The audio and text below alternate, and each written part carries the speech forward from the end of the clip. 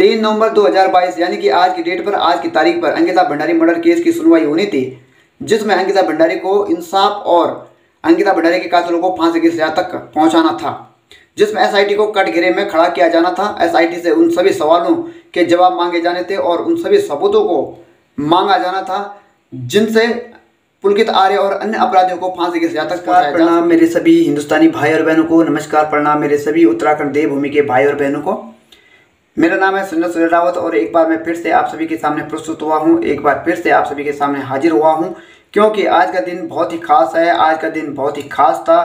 क्योंकि आप सभी जानते हैं 3 नवंबर 2022 यानी कि आज की तारीख पर नैनीताल हाईकोर्ट ने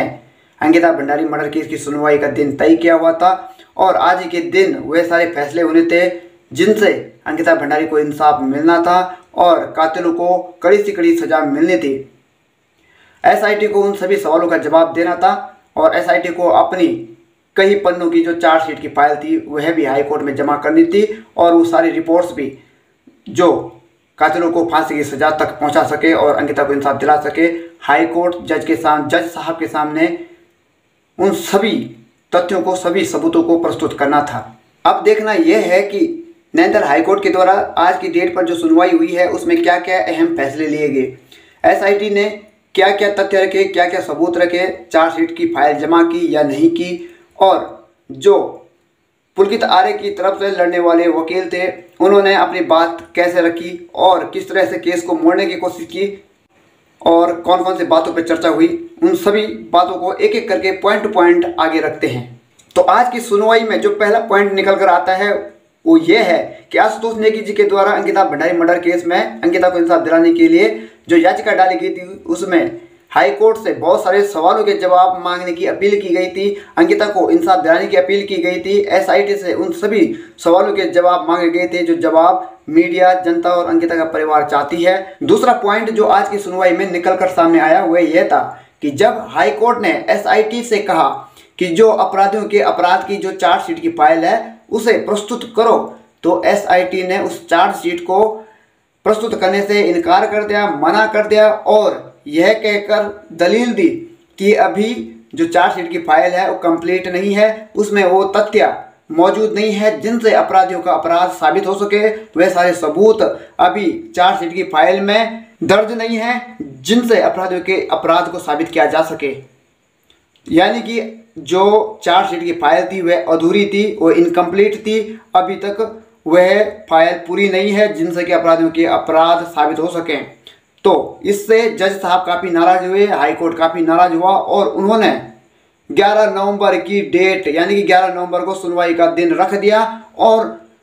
एसआईटी को कहा कि आपको हम एक बार फिर से कुछ समय और देते हैं, यानी कि 8 दिन का समय देते हैं और आपको 8 दिन के समय में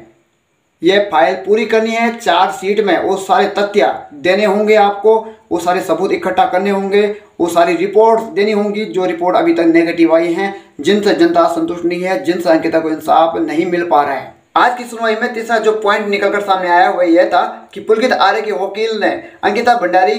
की ओर से लड़ने वाले वकील और सोशल एक्टिविस्ट पर आरोप लगाया कि वे क्राउड फंडिंग कर रहे हैं और क्राउड से पैसा जमा कर रहे हैं और उसका मिसयूज कर रहे हैं और राजनीति कर रहे हैं, पॉपुलर होने के लिए, फेमस होने के लिए अंकिता भंडारी मर्डर केस में हो हल्ला कर रहे हैं। वे अंकिता भंडारी को इंसाफ नहीं दिलाना चाहते हैं। इतना बड़ा आरोप लगा दिया है जिससे कि पुलकित आर्य का केस टल सके, यानी कि अपराधी बच सके। तो मैं तो यही कहूँगा कि जितने भी एडवोकेट्स हैं हमारे देश में वह सच के लिए लड़ें, सत्य के लिए लड़ें, असत्य के लिए ना लड़ें। झूठ की ओर से लड़कर, दुराचार की ओर से लड़कर, भ्रष्टाचार की ओर से लड़कर पैसा कमाकर आपको कभी भी स्वर्ग नहीं मिलेगा और यह जीवन कभी भी सुखी नहीं होने वाला है। भले ही वकील का काम लड़ना होता है, अपने विपक्षी को हराना होता है, लेकिन आप सभी जानते हैं कि जब जनता में नाइंसाफ़ी हो तो नाइंसाफ़ी के लिए कभी भी लड़ना नहीं चाहिए और वो भी तब जब आपको पता है कि ये अपराधी हैं, फिर भी आप उस अपराधी को बचाने के लिए केस लड़ते हैं और दूसरे पक्ष को कमज़ोर करने की कोशिश करते हैं, तो मुझे नहीं लगता इससे बड़ा कोई पाप है, और मुझे नहीं लगता ऐसे केस को जीतकर कभी भी जीवन में सुख और शांति मिल सकती है। तो इसी तरह से पुलकित आर्य के जो वकील थे उन्होंने आरोप लगा दिया अंकिता भंडारी की ओर से लड़ने वाले वकील और जो एक्टिविस्ट हैं, जो सोशल जो सामाजिक संगठन है, उन पर क्राउड फंडिंग का आरोप लगा दिया। फिर अंकिता के पिता ने भी सामने आकर यह कह दिया कि अगर इंसाफ के लिए क्राउड फंडिंग हो रही है तो उसमें कोई गलत बात नहीं है, इंसाफ होता है, और जिसके साथ अपराध किया गया है उसको इंसाफ दिलाने के लिए अगर क्राउड फंडिंग हो रही है और उस क्राउड फंडिंग की हेल्प से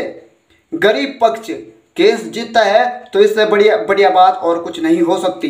कुल मिला के आज की डेट पर, आज की तारीख पर जो सुनवाई हुई है, यानी कि 3 नवंबर 2022 को नैनीताल हाई कोर्ट में अंकिता भंडारी मर्डर केस की जो सुनवाई हुई है उसमें 2 से 3 पॉइंट निकल कर सामने आए हैं। पहला पॉइंट यह निकल कर आया है कि SIT से जब जज साहब ने, हाई कोर्ट ने वह चार्जशीट की फाइल मांगी तो SIT ने वह चार्जशीट की फाइल जमा करने से इनकार कर दिया, यह दलील देते हुए कि अभी चार्जशीट की फाइल अधूरी है, इनकम्प्लीट है, और उसमें अभी वह पूरे पुख्ता सबूत और तथ्य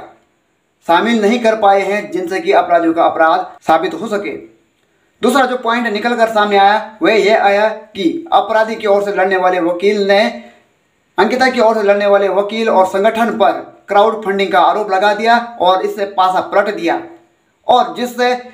अंकिता की ओर से लड़ने वाले वकील और जो संगठन था वह सवालों के घेरे में आ गया और निर्णय नहीं हो पाया। तीसरा जो पॉइंट निकलकर सामने आया वह यह आया कि VIP गेस्ट का कहीं नाम और पता नहीं था। भाई और बहनों, कुल मिलाकर आज की तारीख पर जो सुनवाई हुई है वो बेकार रही है, नाकाम रही है, असफल रही है। यानी कि अंकिता के हक में कोई भी इंसाफ नहीं हुआ है, कोई भी फैसला नहीं आया है और अंकिता को इंसाफ मिल सके ऐसा कोई भी इशारा नहीं आया है। अपराधी की ओर से वकालत करने वाला जो वकील है वह लाखों की कमाई करने के बाद अपराधी को बचाने की कोशिश करता रहा और उल्टा ही अंकिता की ओर से लड़ने वाले संगठन और एडवोकेट्स के ऊपर क्राउड फंडिंग का आरोप लगा देता है और SIT फाइल जमा करने से मना कर देती है। यानी कि जिस फाइल में, जो चार्जशीट की फाइल थी जिसमें अपराध साबित होना था, वह फाइल जमा करने से मना कर देती है। दलील देती है कि उसकी जो फाइल है वह अभी इनकम्प्लीट है, अधूरी है, जिसकी वजह से सुनवाई की जो तारीख है, सुनवाई की जो डेट है वह 11 नवंबर को हो जाती है। और अब सबकी निगाह 11 नवंबर पर है,